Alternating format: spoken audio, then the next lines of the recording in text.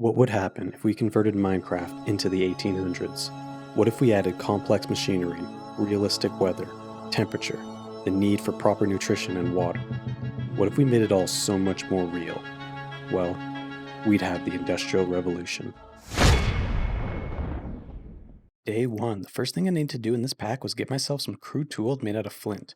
Someone had the bright idea of making trees too tough for you to punch with your fists, so instead I had to go searching for gravel just to get started. I hopped around for quite a ways before finding a massive gravel pile, and used the flint to craft up some tools.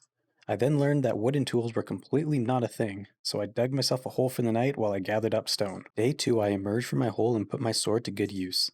It was time for me to search for a place to call home, but first I mined up a buttload of gravel because I knew I would need it later on. On day 3, I continued to search for a place to call home.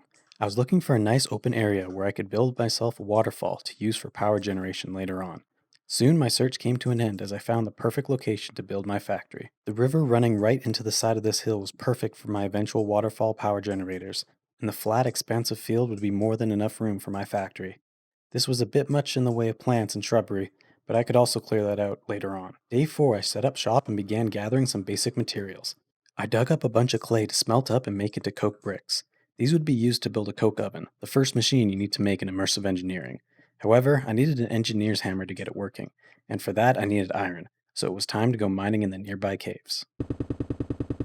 On day 5, I had enough metals to get me started, but I also needed to find some string to make my hammer. I went off in search of some sheep to strip them of all they have, which was their clothing, and shredded it down into the string I needed. I was then able to make my hammer and complete the coke oven. This thing will turn coke into coal coke, and will also produce creosote, which I will need to make treated wood later on. However, this machine is extremely slow, so I wanted to get it running as quickly as possible. Day 6, it was time to build my house and factory, but I was going to need more materials to get started. I ran off to a nearby forest to anger Greta Thunberg, and then got to work harvesting more metals. I also made myself these copper pants and boots, because those are definitely a comfortable option. Day 7, I dove deeper into the mines, slaying monsters along the way, and gathering enough ores to get me going. Day 8, I planted my gardens from pamharvestcraft. These are the main sources of gathering the different foods in the mod, but instead of running around the world looking for them, I could plant them here next to my base, and all the pollution from my furnaces would help spread them out, giving me tons of food. Day 9, I did some terraforming to lay the foundation for my new house and factory. The ground was relatively flat already, but all the flowers sitting around here really had to go. Day 10, I got to work building my house. I decided to use the standard stone brick foundation and oak wood floors. I went with this nice braided pattern, which is one of my favorites offered by the chisel mod. I also chose to go with plain brick walls and the seamless double slabs for the corners. Day 11, I transferred all my items over to the new building and sorted them into chests. The iron chest mod lets you upgrade your chests, which are super convenient for compact storage. I then went out to the river to grab more clay to smelt into bricks and finish up the walls of the house. Day 12, I was running out of coal coke to smelt up my clay. I wanted to use coke coal because it was more efficient than regular coal, and I was going to need the creosote later on, but right now it was clogging up my oven. I built a metal barrel that I could use to store the excess creosote and let my oven get back to work. I then spent the rest of the day continuing my deforestation project. Day 13, I built a ladder down to the cave network below my house. It seems the locals did not enjoy me breaking in through their roof, but after some civil discourse, we decided that they would cease to exist and I would just use their home for mining. Day 14, I was minding my own business when I suddenly felt myself getting pushed around my house. It turns out a tornado was heading straight for me. These things are extremely dangerous because not only can they destroy all your stuff, but they can pick you up and hurl you all the way through the air to your doom. And since I was playing in hardcore mode, the last thing I needed was to get thrown across the world and splatted into the ground. I tried to escape to the cave below, but this thing was already too close. I was forced to box myself in using bricks that were too heavy for the tornado to move, and watched in horror as my home was torn apart right in front of me. Well, guess I'm gonna have to rebuild. It looks like making myself a weather deflector is now a top priority. Day 15, in order to build the weather deflector, I was going to need gold and redstone, which meant going deep into the dangerous caves. I made some iron armor and weapons to protect me from the unruly patrons below, and spent the day gathering the materials I needed. On day 16, I finished the weather deflector and installed it into my house. I'm not letting another tornado toss my house around like the Wizard of Oz. Next, it was time to make my way to the nether to find nether brick and blaze powder for a blast furnace. I needed this furnace so that I could make steel, which was a huge part of this mod pack. On day 17, I finished the portal and then found out that to make flint and steel, you actually need steel. which makes sense, but to make steel you need a blast furnace, and to make a blast furnace you need to go to the nether, and to go to the nether you need steel. Okay, give me a minute. 1 hour later. Okay, so I found that there's another blast furnace in this pack that I can use to make steel. If only I can figure out how it works. 2 hours later. Okay, need a multi-block structure, plus shape with stone and charcoal, light the blast furnace with flint and steel. Hold on. 1 eternity later. Okay, so there's this other fire starting thing that I can use to light fires. Now we're getting somewhere. Build the structure, light the fire, do your thing. Day 18 and this thing has literally done nothing. Maybe it needs more charcoal? Alright, off to the forest. Don't tell Greta. Day 19. This thing is burning the charcoal but not smelting. Okay, maybe it needs more charcoal. And to be fair, I am taking down the trees that the tornado destroyed, so really I'm helping the environment. I added the extra piles of charcoal and built up the stone structure pretty high before it finally started to work. I now had access to the steel, which was going to unlock a buttload of stuff for me. Day 20, I wanted to start building my factory, but I was going to need a lot more bricks. Lucky for me, there was a massive swamp at spawn that would have all the clay I needed. I mined until my shovel broke and returned home in the night with an inventory full of clay. Day 21, I got to smelting up the stone and clay bricks to begin to build my factory. I went with this large hex plate design from Chisel for the floors and incorporated some stone designs to give the outer walls a bit more depth. Day 22, I switched the stone blocks on my house to match the factory design and made some steel frame glass to serve as industrial windows. I had plans to add some scaffolding to the inside walls later on, but for now this will have to do. Day 23, I brought my creosote barrel over to the house and used it to treat my wooden planks. I used those planks to craft up some workbenches that I would use later for specialized crafting once I had the necessary blueprints. At the day's end, I constructed an engineer's toolbox. This thing can hold food, tools, wiring, and a bunch of other stuff that will make my life much easier. Day 24, I built an upstairs area to the house and moved the furnace into the factory. It was time for me to begin to utilize all the space in my base instead of living in a little 9x9 like a peasant. I wanted all the machines to live in the factory and use the upstairs as a kitchen area to keep me well fed. Day 25, I got to work constructing the kitchen appliances. I made an oven, fridge, sink, counter, a toaster, and tool and spice racks. There are a few more pieces I needed to make to finish my kitchen, but I didn't have all the necessary crafting materials for them yet. One of the things I needed in my kitchen was a milk source, so I ran over to this cow and tried to milk it.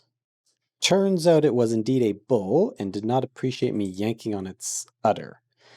I don't know how I feel about this. Day 26, I found an actual cow, but still had no luck trying to milk it. Apparently they need to actually have a child before they produce milk, which again makes sense, just makes my life more difficult. Now realizing that I need to breed these cows together, I went out and slaughtered some horses to get their leather for a lead. I couldn't kill the cows for it, and they were too intelligent to fall for my wheat trick. Day 27, I dragged the cattle over to their new home and made sure that they were well fed for their, ritual.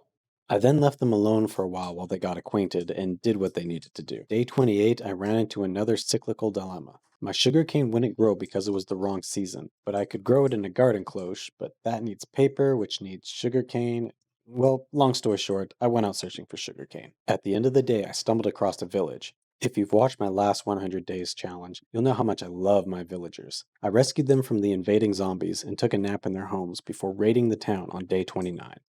Take it as compensation for rescuing them. I mean, this guy was pretty happy about it. I may come back later to enslave these fools in the future, but for now, I just headed back to my compound and continued my work. Day 30, I used the sugarcane to make a blueprint that would allow me to craft up some special components for my garden cloche. I crafted it all together and made my new machine. This thing is a ridiculously OP way of automatically growing crops. However, it needed power, which is something I don't have yet. So now it was time to finally build my waterfall power plant. Day 31, I spent carefully carving out the layout for the waterfall. I wanted to make sure that I was using the watermill to peak efficiency when I installed them. I came home that night to find my cattle had a new baby calf, which means Mama was ready for milking. That sounded weird, why did that? Day 32, I made the milk jar and went off to the forest to gather more wood. I found this cute little bunny rabbit, and I forgot I'm a complete monster. Once my iron finished smelting for my anvil, I learned that the anvil now requires steel because why not make them more annoying to craft? Luckily, I gathered up a bunch of wood that I could use to smelt up the steel. Day 33, I was ready to make the anvil for my infinite milk supply. If you hadn't heard of this completely humane and innocent way of gathering milk, allow me to demonstrate. Step 1. Enter the pen and accidentally smack the cow while trying to dig a hole, causing the bull to unleash his wrath upon you. Step 2. Fail to deke out the bull as he now refuses to let you anywhere near the cow and attempts to skewer you like you're a contestant in the Spanish bull run. Step 3. Trap the bull in a hole while you drag the cow into another hole. Step 4. Place the jar underneath the cow. Step 5. Drop anvil on cow, forcing her into the jar, and voila, there you have it. A very humane and innocent way of trapping a cow in a jar. Day 34. Now that the outline was set for my waterfall, it was time to begin a grueling week of carving out the mountain. Roll the time lapse.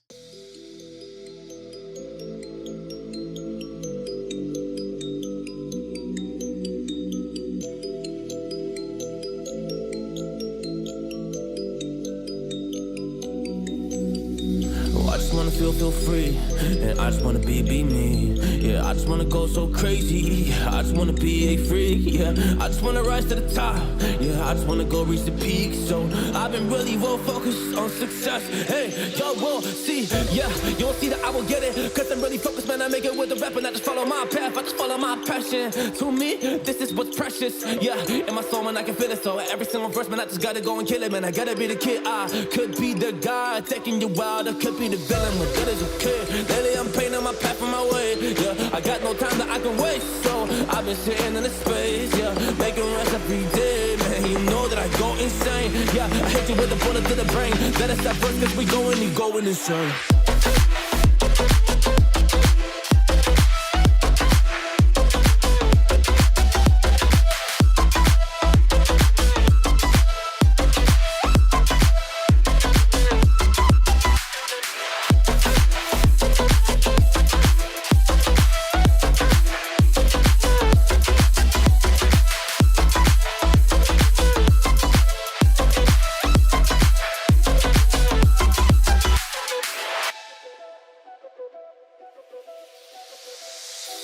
You don't know what I'm gonna do.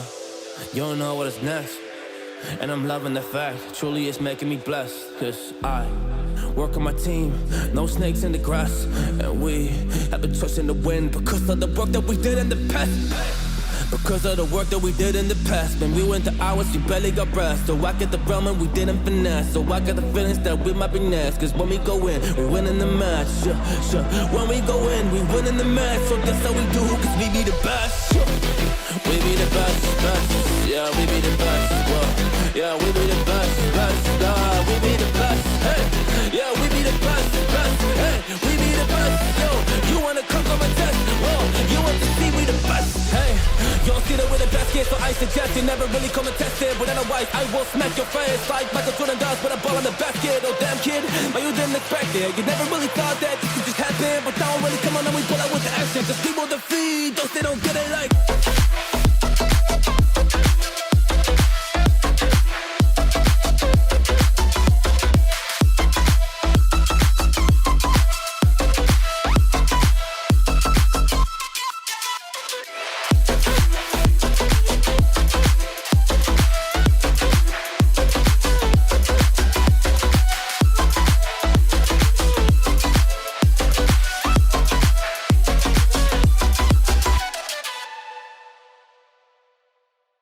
Day 39, I returned home from a long week of digging and rewarded myself with a few buckets of milk to up my dairy intake. As I was doing this, though, I began to develop hypothermia, and I knew that winter was coming. I grabbed a bucket of lava to keep me warm, and then gathered my things to make a quick trip to the Nether. When I got in there, everything was weirdly frozen. Not cold frozen, like things just did not move. I didn't have time to ask questions though, as it wouldn't be long before I would begin to overheat. So I quickly gathered the magma chunks I needed to make my heating coils, and made my escape. As I was leaving, some blazes realized how to move and shot at me as I ran away. This reminded me of the blaze powder I needed for my blast furnace, so on day 40 I went back into the Nether to show them who's boss. I took down the blazes and played tennis with a ghast until I got too hot and had to go home. Day 41, I got sorted, giving myself some better food to live off of. I threw a book in the furnace, which somehow caused it to turn into a cookbook. I then made a bunch of cooking utensils and started making some slightly better food. It honestly wasn't much of an improvement over what I was eating before, but an upgrade's an upgrade. Day 42. I needed more materials, so I went mining for iron to finish my kinetic dynamos and chopped down more of the forest to use as charcoal. Day 43, I had enough materials to make a dynamo and water wheel. It wasn't much, but this would be enough to get a little bit of power going. I designed this waterfall to be perfectly efficient once I poured the water down over the top, but we don't need that much power yet. Day 44, I started trying to figure out how to make this cloche thingy work. It needed power and water, but I couldn't get the water to go in. I spent an entire day fighting with this thing to make it work, but it wasn't until day 45 that I got water into it, but it still wasn't working. Day 46, I went back to cooking food. This was simple and didn't hurt my brain like that stupid garden cloche. Day 47, I wanted some diamonds to make a better cookbook. Wait, when did I turn into such a lame adult trying to cook all the time? But hey, you know what's not lame? Diamond! Day 48, I was back to upgrading my kitchen with more appliances. I also needed a roof on this place, so I went mining for some black slate, and of course, any other ores I happened to stumble across. Day 49, winter had arrived. I spent the day running back and forth between building my house and standing between these two heaters as I slowly froze to death. Also, did you know that sometimes when you eat, you emit carbon, which I think is supposed to represent you farting? So basically, I'm living in my own farts, just lingering around my house. Gross. Day 50, I was still working on the house between warming sessions. This was going to be a long winter if I have to spend 3/4 of the day just trying to stay warm. 51, I remembered I still had some lava left over and started carrying a bucket around with me to try and stay warm. But even this wasn't enough to stave off the cold. Eventually, I was just going to have to cave in and wear sheepskin all the time. I also moved my old coke coal oven over into the new factory and propped it up with some scaffolding so I could automate it with hoppers and pumps. Day 52, I constructed a reinforced blast furnace using a bunch of steel and the materials I got from the nether. This high-tier blast furnace along with the preheaters on the sides will smelt up my steel for me much faster than the old cooker once I hook up power to it. Day 53, I was seriously running low on materials, so I spent the whole day gathering wood and spent all of day 54 mining. I came across this crazy glowing biome deep underground. I have no idea what the point of it is, but I can't deny it looks really cool. Day 55, the pollution around my factory was already getting bad, and I had barely any machines going yet. The mining fatigue and hunger were only going to develop into more serious symptoms if I didn't do something about this now. I built a pollution pump that I could use to suck the carbon out of the air and back down to the factory where I could deal with it. I grabbed a bunch of leaves to use as filters and ran pipes all the way up to the sky. I also had to run some wires into the factory to power this machine, but now that it's running, it should help get rid of these debuffs for me. Days 55 to 63 I spent building my factory. This was a major project that took way longer than I thought it would. I continued the design I had in the front using glass panes to add more depth, and chiseling some random blocks of the stone bricks for added character. I ran off to gather more materials when needed, and in the end, the factory ended up looking pretty good. Except for the part where I accidentally made the two sides completely different levels. But you know what? We're not even going to fix it. On day 64, the carbon filter was working excellently, but it was now leaving a big cloud of sulfur in my ceiling. I made a second filter to deal with the problem, and then got to cleaning up my base. I shoveled the snow off the factory floor, and then ran some wires to connect up my machines.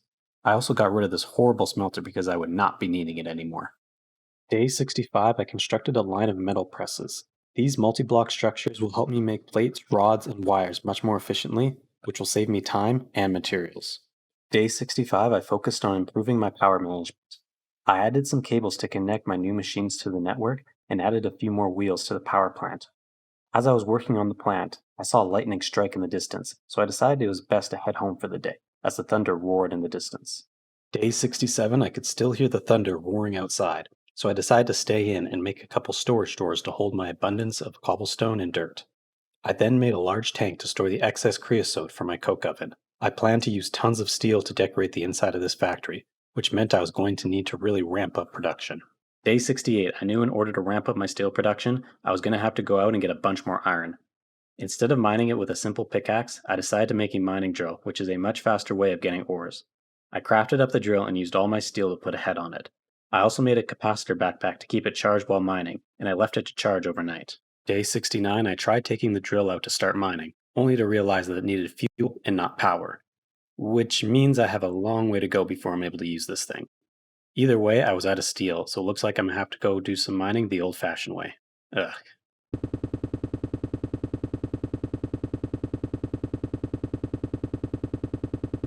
Day 70, it was time to do some more work on the factory. I put my new mechanical presses to good use, making steel rods and iron plates. I then got to automating them to make things run smoother.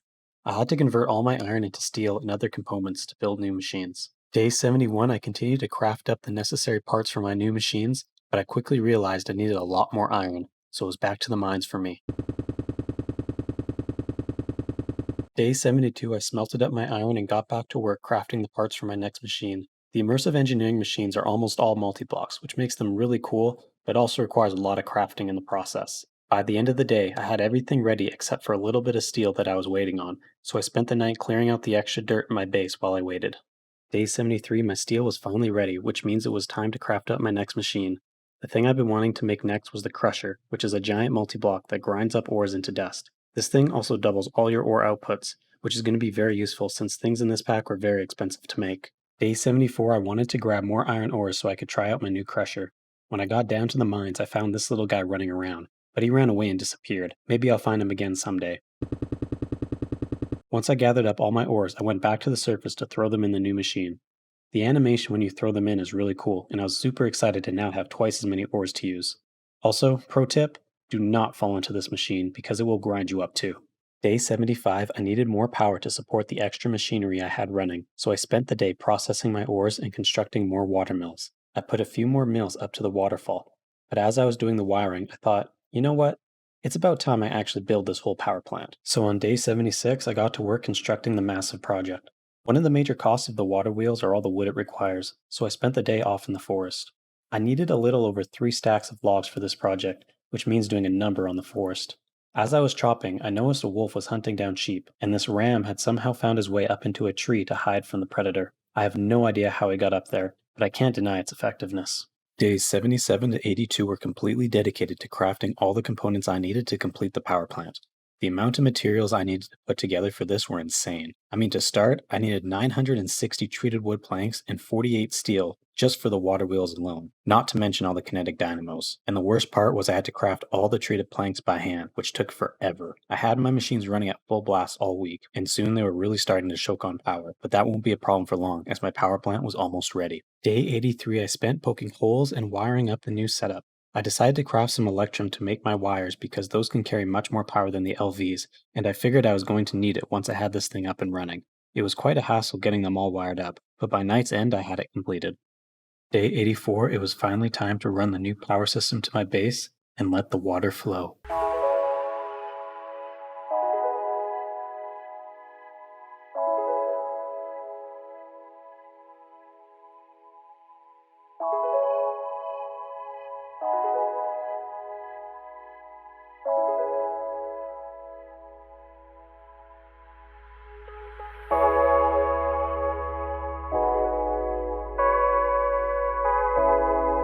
Day 85, I switched over all the wiring in my base from LV tier to MV tier. All my machines were now running at maximum speed, and I had no more power concerns. Now I wouldn't have to worry about power generation ever again in these 100 days. When I finished with the wiring, I realized I used up a good chunk of my iron making the power plant, and I was going to need more very soon. So I spent the night down in the mines collecting more resources.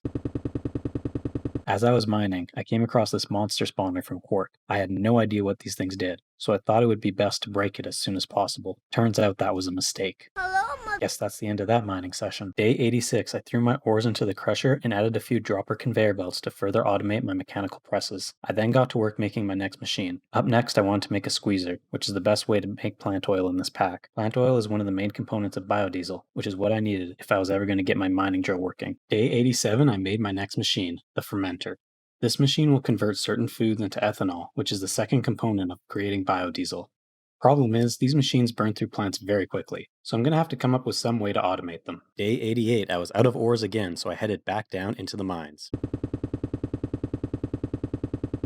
Day 89, I threw some of my ores into the crusher and got to work constructing the final machine I needed to make biodiesel. The refinery is what combines the plant oil and ethanol together, mixing them up into one biodiesel concoction. This is the machine that will finally allow me to use my mining drill. Day 90, I dug a couple trenches that allowed me to run pipes from the squeezer and fermenter into the refinery. These pipes will automatically transfer all the fluids these machines make into the refinery, which will then produce my biofuel. With this, I can now fully power up my mining drill, but there were still a few upgrades I could give it to make it even better. One of the upgrades requires plant oil, which I didn't have enough of at the time, but I had a field full of grass I could punch to get seeds, which I could then press down into the oil that I needed. end. Day 91, I had gotten the plant oil I needed and was ready to craft up and install the new upgrades with just a few iron and steel parts. These upgrades turned my drill into a powerhouse. Not only does it mine a 3x3 area, but the additional augers give it increased attack damage and mining speed. The larger tank allows it to store more fluid, and the advanced lubrication system makes it much more durable. I also got this cool shader bag as a reward for being amazing, and it made my drill even cooler. I topped up my fluids on the drill and headed down to the mines to try it out.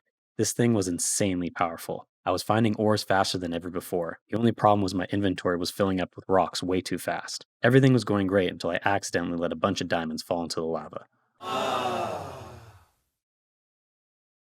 Day 92, with my amazing drill, I wanted to get even more immersive engineering tools. The first thing I made was the heavy-plated shield, which was an even better version of the traditional shield. I then crafted and installed upgrades on it as well, and all the electrodes added to the shield from this look super cool. And on day 93, I decided to make the railgun. This one was a bit more expensive, requiring some MV parts, but it was a super cool gun. Once I had it crafted up, I threw a precision scope on it to turn it into a sniper, and grabbed my capacitor backpack out of the charger to power it up. This thing was way better than any simple bow, with increased accuracy, longer range, and deadly damage. So cool. On days 94 and 95, I decided it was finally time to stop being a bum and finish the fourth wall of my factory. I wasn't going to be expanding any further, and I was sick of mobs wandering in uninvited. I spent the morning of day 94 gathering materials, and then spent the rest of the 2 days completing the factory.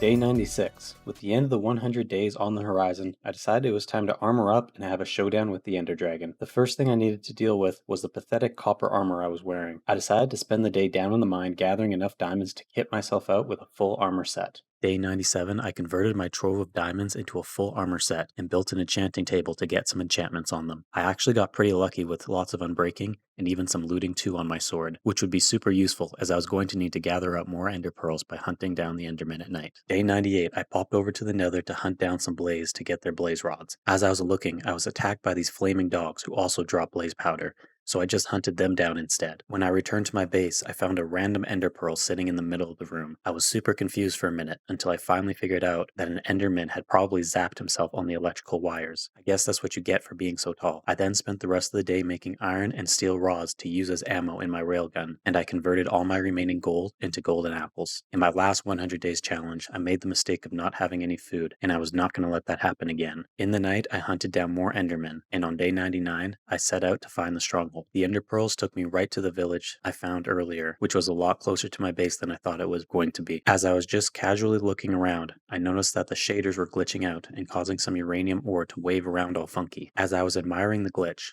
I noticed I could see stone bricks behind the block, meaning the stronghold was right there. What are the odds of that? I dug my way down to the structure, fighting off these annoying silverfish, and made my siege. I wandered aimlessly through the corridors, admiring the strange world generation and collecting any treasures I could find in the chests. I eventually spotted the portal room, dug my way in, and placed down the Eyes of Ender. As the portal roared to life, I once again prepared myself to face the tyrannous Ender Dragon.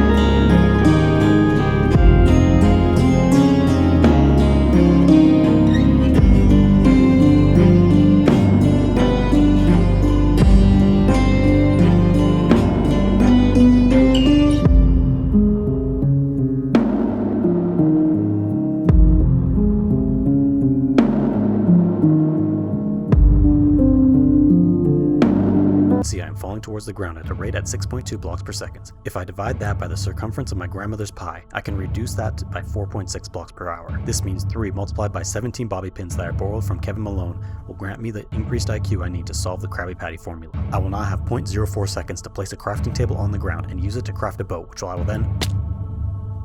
Never mind.